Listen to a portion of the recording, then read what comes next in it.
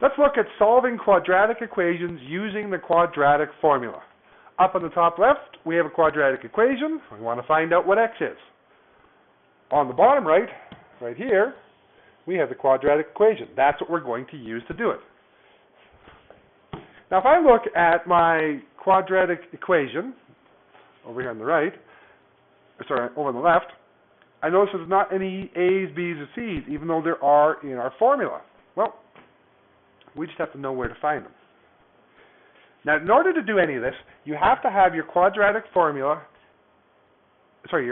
equation in a proper form. You have to have x squared first, then x, and then with nothing. Now, if you don't have one of those, you fill in a 0 for that slot. Now, the next thing we need to know is what part is what. Whatever's in front of my x squared is going to be my a. So in this case, a equals 12.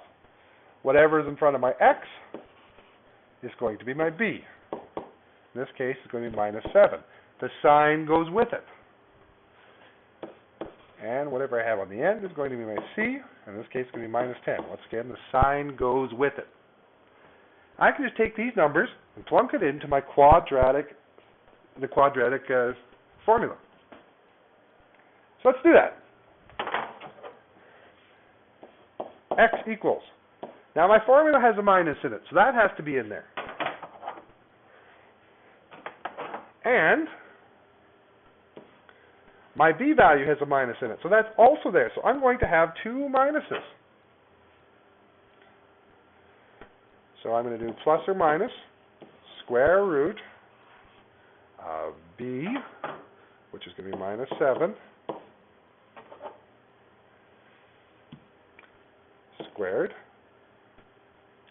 minus 4 times a, which is 12, and c, which is minus 10, all over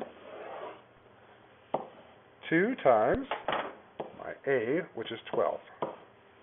Okay, let's start running the numbers here on the math. X equals, minus times a minus gives me a plus 7, plus or minus square root of 49 plus 480.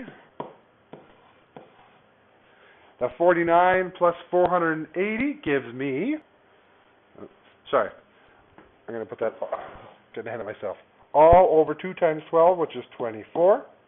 So x equals 7 plus or minus 49 plus 480 gives me 529 all over 24. Through the magic of computers, I'll make it a little smaller so I've got room to work. And if I keep looking at it, I realize that the square root of 529 ends up being 23. So x equals 7 plus or minus 23 over 24. Now, not quite done yet. I now know that x will equal 7 plus 23 over 24, or x will equal 7 minus 23 over 24. And one of those two. So let's just finish calculating that out. This ends up being 7 plus 23 is 30 over 24, which means that x equals 6 goes into both 30 and 24, so we have 5 over 4. Or x equals 7 minus 23 ends up giving me negative 16 over 24. 4 goes into both of those. X equals, 8 goes into both of those. Minus 2 over 3.